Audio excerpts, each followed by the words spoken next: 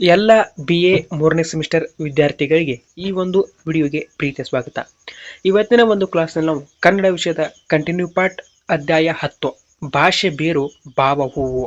ವಾಸುದೇವ್ ನಾಡಿಗ್ ಅವರು ಬರೆದಿರ್ತಕ್ಕಂತಹ ಭಾಷೆ ಬೇರು ಭಾವ ಹೂವು ಅಧ್ಯಾಯದ ಭಾಗ 2 ವಿಡಿಯೋ ಅಂತ ಹೇಳ್ತೀನಿ. ಈಗಾಗಲೇ ಭಾಗ 1 ವಿಡಿಯೋದಲ್ಲಿ ಈ ಅಧ್ಯಾಯದ ಕವಿಯಾದಂತಹ ವಾಸುದೇವ್ ನಾಡಿಗ್ ಅವರ ಪರಿಚಯ ಮತ್ತು ಅವರ ಅಧ್ಯಾಯದ ಭಾಷೆ ಬೇರು ಭಾವ ಹೂವು ಅಧ್ಯಾಯದ ಪ್ರಬಂಧ ಮಾದರಿಯ ಪ್ರಶ್ನೋತ್ತರಗಳನ್ನ ಸ್ವಾರಸ್ಯಪೂರ್ಣವಾಗಿ ಚರ್ಚೆ ಮಾಡಿದ್ದೇವೆ. ಹಾಗಾದ್ರೆ ಇವತ್ತಿನ ಕ್ಲಾಸ್ನಲ್ಲಿ ನಾವು ಕಂಟಿನ್ಯೂ ಪಾರ್ಟ್ ಆಗಿ ಈ ಅಧ್ಯಾಯದ ಟಿಪ್ಪಣಿ ಭಾಗ 1 ಅಂಕದ ನೇರ ಪ್ರಶ್ನೋತ್ತರಗಳನ್ನ ಚರ್ಚೆ ಮಾಡಿ ಅಂತಿಮ ಘಟ್ಟವನ್ನು ತಲುಪೋಣ ಅಂತ ಹೇಳ್ತಾ ಇವತ್ತಿನ ಕ್ಲಾಸ್ನ ಸ್ಟಾರ್ಟ್ ಮಾಡೋಣ ಬನ್ನಿ. ಮೊದಲಿಗೆ ಟಿಪ್ಪಣಿ ರೂಪದ ಪ್ರಶ್ನೋತ್ತರಗಳನ್ನ ನೋಡೋಣ. ಪ್ರಶ್ನೆ ನಂಬರ್ 1. ಕವಿ ತಮ್ಮ ಕವಿತೆಗಳು ಕನ್ನಡ ನುಡಿಯ ಬೇರುಗಳಲ್ಲಿ ಆಳವಾಗಿ ಇಳಿದಿವೆ ಎಂದು ಹೇಳುವುದರ ಹಿಂದಿನ ಆಶಯವೇನು? ಇದಕ್ಕೆ ಉತ್ತರ. ಈ ಕವನದಲ್ಲಿ ಕವಿ ಅಥವಾ ಕವಿ ತಮ್ಮ ಕವಿತೆಗಳು ಹೇಗೆ ಕನ್ನಡದ ಆಳವಾದ ಬೇರುಗಳಿಂದ ಮೂಡಿ ಬಂದಿವೆ ಎಂದು ಹೇಳುತ್ತಿದ್ದಾರೆ. ನನ್ನ ಎಲ್ಲ ಕವಿತೆಗಳು ಕನ್ನಡ ನುಡಿಯ ಬೇರುಗಳಲ್ಲಿ ಆಳವಾಗಿ ಇಳಿದಿವೆ. ಇದರ ಅರ್ಥ ನನ್ನ ಎಲ್ಲ ಕವಿತೆಗಳ ಮೂಲ ಮತ್ತು ಸ್ಫೂರ್ತಿ ಕನ್ನಡ ಭಾಷೆ. ಅವು ಕನ್ನಡದ ಪರಂಪರೆ, ಸಂಸ್ಕೃತಿ ಮತ್ತು ಆಳವಾದ ಜ್ಞಾನದಿಂದ ಬಂದಿವೆ. ಅವು ಭಾವದ ರಾಶಿಯಲ್ಲಿ ಸುರಿದ ಕಣಕಣದ ನಾಡಿ ಸುಗ್ಗಿಯಾಗಿವೆ. ಇಲ್ಲಿ ಕವಿತೆಗಳನ್ನ ಭಾವನೆಗಳ ರಾಶಿಯಲ್ಲಿ ಬೆಳೆದ ಚಿನ್ನದ ಅಂದರೆ ಕನಕದ ಸುಗ್ಗಿಗೆ ಹೋಲಿಸಿದ್ದಾರೆ. ಕವಿತೆಗಳು ಕೇವಲ ಪದಗಳಲ್ಲಿ, ಅವು ಭಾವನೆಗಳ ಗನಿಯಾಗಿವೆ ಮತ್ತು ಓದುಗರಿಗೆ ಆನಂದ ಮತ್ತು ಸಮೃದ್ಧಿಯನ್ನ ನೀಡುತ್ತವೆ ಎಂದು ಇದರ ಅರ್ಥ. ನನ್ನ ಹುಟ್ಟಿಗೂ ಅರ್ಥ ಸೋಕಿಸಿದ ನೆಲದ ಕಲರವದಲ್ಲಿ ನಾನು ಪುಟ್ಟ ಹಕ್ಕಿ. ಈ ನೆಲದ ಅಂದರೆ ಕರ್ನಾಟಕದ ಧ್ವನಿ, ಸಂಸ್ಕೃತಿ ಮತ್ತು ಇತಿಹಾಸ ನನ್ನ ಜೀವನಕ್ಕೆ ಅರ್ಥ ನೀಡಿದೆ. ಆ ವಿಶಾಲವಾದ ಪರಂಪರೆಯಲ್ಲಿ ನಾನು ಒಂದು ಸಣ್ಣ ಭಾಗ, ಅಂದರೆ ಒಂದು ಪುಟ್ಟ ಹಕ್ಕಿ ಎಂದು ಕವಿ ತಮ್ಮ ವಿನಯವನ್ನ ವ್ಯಕ್ತಪಡಿಸಿದ್ದಾರೆ ಎಂಬುದು ಉತ್ತರವಾಗಿದೆ. ಮುಂದುವರೆದು ಪ್ರಶ್ನೆ ನಂಬರ್ 2. ಕನ್ನಡವೇ ನನ್ನ ಜೀವದ ಪ್ರಮಾಣ ಮತ್ತು ಈ ನೆಲದ ಋಣ ತೀರಿಸಲು ನಿಂತ ಗೀತವಿದು ಎಂಬ ಸಾಲುಗಳು ಯಾವುದನ್ನ ಸೂಚಿಸುತ್ತವೆ? ಇದಕ್ಕೆ ಉತ್ತರ. ಈ ಕವನದಲ್ಲಿ ಕನ್ನಡ ಭಾಷೆ ಕವಿಯ ಜೀವನದ ಅವಿಭಾಜ್ಯ ಅಂಗವಾಗಿದೆ ಎಂದು ಹೇಳಲಾಗಿದೆ. ಕನ್ನಡವೇ ನನ್ನ ಬದುಕು, ಅದು ನನ್ನ ಹಾಸಿಗೆ, ಹೊದಿಕೆ ಮತ್ತು ನನ್ನ ಉಸಿರಿನ ಪಾತ್ರೆ. ಇಲ್ಲಿ ಕನ್ನಡವನ್ನ ಹಾಸಿಗೆ, ಹೊದಿಕೆ ಮತ್ತು ಉಸಿರಿನ ಪಾತ್ರೆಗೆ ಹೋಲಿಸುವ ಮೂಲಕ ಕನ್ನಡವಿಲ್ಲದೆ ಜೀವನ ಅಸಾಧ್ಯ ಎಂದು ಒತ್ತಿ ಹೇಳಲಾಗಿದೆ. ಕನ್ನಡವೇ ನನಗೆ ಆಶ್ರಯ, ರಕ್ಷಣೆ ಮತ್ತು ಬದುಕುವ ಶಕ್ತಿಯನ್ನ ನೀಡಿದೆ ಎಂದು ಇದರ ಅರ್ಥ. ಅದು ನನ್ನ ಜೀವನದ ಪ್ರಮಾಣ, ಈ ನೆಲದ ಋಣ ತೀರಿಸಲು ನಿಂತ ಗೀತವದು. ಕನ್ನಡವೇ ನನ್ನ ಅಸ್ತಿತ್ವದ ಗುರುತು. ಈ ನೆಲಕ್ಕೆ ನಾನು ಋಣಿಯಾಗಿದ್ದು ಕನ್ನಡದ ಮೂಲಕವೇ ನಾನು ಈ ಋಣವನ್ನ ತೀರಿಸಲು ಪ್ರಯತ್ನಿಸುತ್ತೇನೆ. ನನ್ನ ಬರಹಗಳು ಆ ಋಣ ತೀರಿಸಲು ಪ್ರಯತ್ನ ಎಂದು ಹೇಳಲಾಗಿದೆ. ಹಸಿದಾಗ ಕೂಗುವಾಗ, ಸಂತೋಷವಾದಾಗ ಹಾಡುವಾಗ ನನ್ನ ನಾಡಿ ಮಿಡಿತಗಳ ಕನ್ನಡಮಯ. ಹಸಿವಾದಾಗ ಮಾತನಾಡುವಾಗ, ಖುಷಿಯಾದಾಗ ಹಾಡುವಾಗ ನನ್ನ ಪ್ರೀತಿಯೊಂದು ಭಾವನೆ ಮತ್ತು ಕ್ರಿಯೆಯಲ್ಲೂ ಕನ್ನಡವೇ ತುಂಬಿರುತ್ತದೆ. ಅದು ನನ್ನ ರಕ್ತದಲ್ಲಿ ಬೆರೆತು ಹೋಗಿದೆ ಎಂದು ಅರ್ಥ. ಅದು ನನ್ನ ಆತ್ಮಕ್ಕೆ ಹಚ್ಚಿಕೊಂಡ ಅಳಿಸಲಾಗದ ಬಣ್ಣ. ಕನ್ನಡ ನನ್ನ ಆತ್ಮದ ಭಾಗವಾಗಿದೆ ಮತ್ತು ಅದನ್ನ ಎಂದಿಗೂ ಅಳಿಸಲು ಸಾಧ್ಯವಿಲ್ಲ ಎಂದು ಇದರ ಅರ್ಥ ಎಂಬುದು ಉತ್ತರವಾಗಿದೆ. ಮುಂದುವರೆದು ಪ್ರಶ್ನೆ ನಂಬರ್ 3.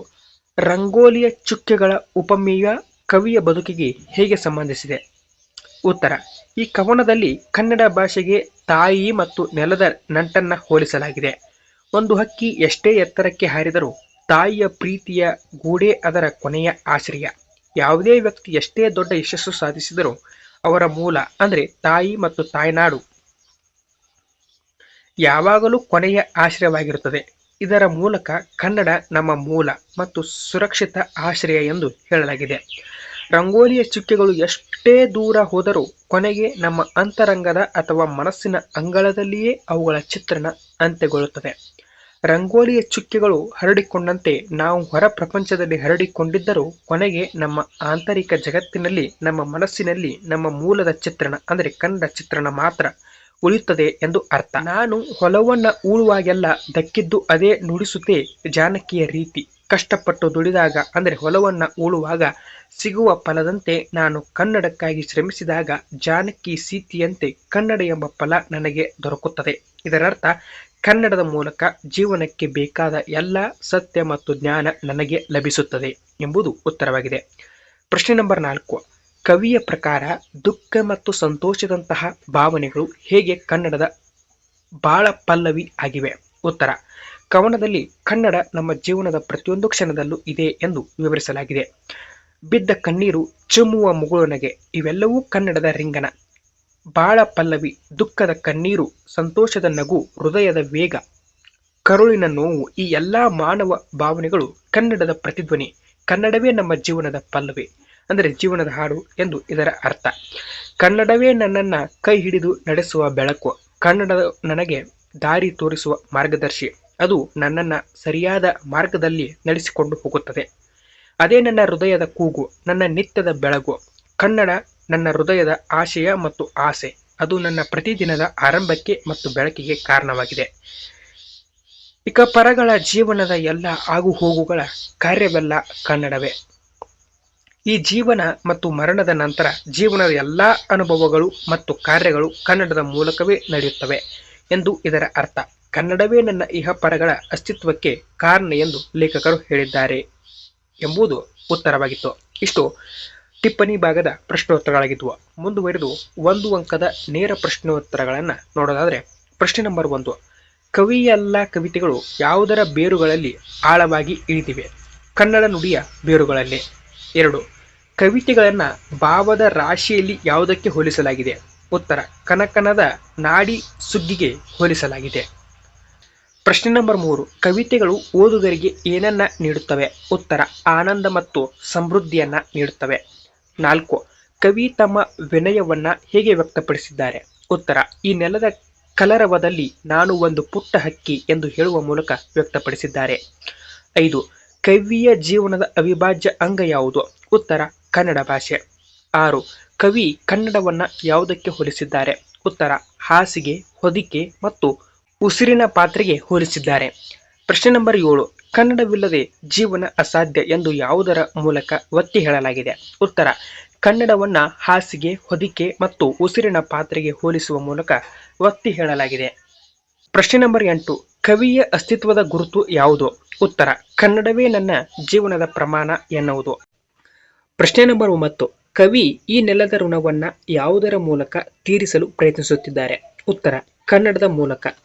ಪ್ರಶ್ನೆ ನಂಬರ್ 10, ಹಸಿವಾದಾಗ, ಸಂತೋಷವಾದಾಗ ಕವಿಯ ನಾಡಿ ಮಿಡಿತಗಳು ಹೇಗಿರುತ್ತವೆ? ಉತ್ತರ, ಕನ್ನಡಮಯವಾಗಿರುತ್ತವೆ. ಪ್ರಶ್ನೆ ನಂಬರ್ 11, ಕನ್ನಡವನ್ನ ಕವಿಯ ಆತ್ಮಕ್ಕೆ ಹಚ್ಚಿಕೊಂಡು ಯಾವುದಕ್ಕೆ ಹೋಲಿಸಲಾಗಿದೆ? ಉತ್ತರ, ಅಳಿಸಲಾಗದ ಬಣ್ಣಕ್ಕೆ ಹೋಲಿಸಲಾಗಿದೆ. 12, ಯಾವುದೇ ವ್ಯಕ್ತಿ ಎಷ್ಟೇ ಎತ್ತರಕ್ಕೆ ಹಾರಿದರೂ ಅದರ ಕೊನೆಯ ಆಶ್ರಯ ಯಾವುದು? ಉತ್ತರ, ತಾಯಿಯ ಪ್ರೀತಿಯ ಗೂಡು. 13, ರಂಗೋಲಿಯ ಚುಕ್ಕೆಗಳು ಯಾವುದರಲ್ಲಿ ಅಂತ್ಯಗೊಳ್ಳುತ್ತವೆ? ಉತ್ತರ, ನಮ್ಮ ಮನಸ್ಸಿನ ಅಂಗಳದಲ್ಲಿ ಅಂತ್ಯಗೊಳ್ಳುತ್ತವೆ. 14, ಕವಿ ಕಷ್ಟಪಟ್ಟು ದುಡಿದಾಗ ಸಿಗುವ ಕನ್ನಡ ಎಂಬ ಫಲವನ್ನ ಯಾವುದಕ್ಕೆ ಹೋಲಿಸಿದ್ದಾರೆ? ಉತ್ತರ, ಜಾನಕಿ ಸೀತೆಗೆ. 15, ದುಃಖದ ಕಣ್ಣೀರು ಮತ್ತು ಸಂತೋಷದ ನಗು ಯಾವುದರ ಪ್ರತಿಧ್ವನಿ? ಉತ್ತರ, ಕನ್ನಡದ ಪ್ರತಿಧ್ವನಿ. ಪ್ರಶ್ನೆ ನಂಬರ್ 16, ಕವಿ ತಮ್ಮ ಜೀವನದ ಹಾಡನ್ನ ಯಾವುದಕ್ಕೆ ಹೋಲಿಸಿದ್ದಾರೆ? ಉತ್ತರ, ಕನ್ನಡಕ್ಕೆ ಹೋಲಿಸಿದ್ದಾರೆ. 17, ಕವಿಯನ್ನ ಕೈ ಹಿಡಿದು ನಡೆಸುವ ಬೆಳಕು ಯಾವುದು? ಉತ್ತರ, ಕನ್ನಡ. 18, ಕವಿಯ ಹೃದಯದ ಕೂಗು ಮತ್ತು ನಿತ್ಯದ ಬೆಳಗು ಯಾವುದು? ಉತ್ತರ, ಕನ್ನಡ. ಕವಿಯ ಇಹ ಮತ್ತು ಪರ ಜೀವನದ ಎಲ್ಲಾ ಆಗು ಹೋಗುಗಳಿಗೆ ಕಾರಣ ಯಾವುದು? ಉತ್ತರ, ಕನ್ನಡ. ಪ್ರಶ್ನೆ ನಂಬರ್ 20, ನನ್ನ ಹುಟ್ಟಿಗೂ ಅರ್ಥ ಸೂಚಿಸಿದ ನೆಲ ಎಂದು ಕವಿ ಯಾರ ಬಗ್ಗೆ ಹೇಳುತ್ತಾರೆ? ಉತ್ತರ, ಕನ್ನಡದ ಬಗ್ಗೆ ಹೇಳುತ್ತಿದ್ದಾರೆ ಎಂಬುದು ಇಷ್ಟು ಈ ಅಧ್ಯಾಯದ ಸಂಪೂರ್ಣವಾದಂತಹ ಅಭ್ಯಾಸ ಪ್ರಶ್ನೋತ್ತರಗಳನ್ನು ಚರ್ಚೆ ಮಾಡಿದ್ದೇವೆ. ಮತ್ತೆ ಮುಂದಿನ ಕ್ಲಾಸ್ನಲ್ಲಿ ಮುಂದಿನ ಅಧ್ಯಾಯದೊಂದಿಗೆ ಭೇಟಿಯಾಗೋಣ. ಅಲ್ಲಿವರೆಗೂ ಎಲ್ಲರಿಗೂ ನಮಸ್ಕಾರ. ಜೈ ಹಿಂದ್, ಜೈ ಕರ್ನಾಟಕ ಮಾತೆ.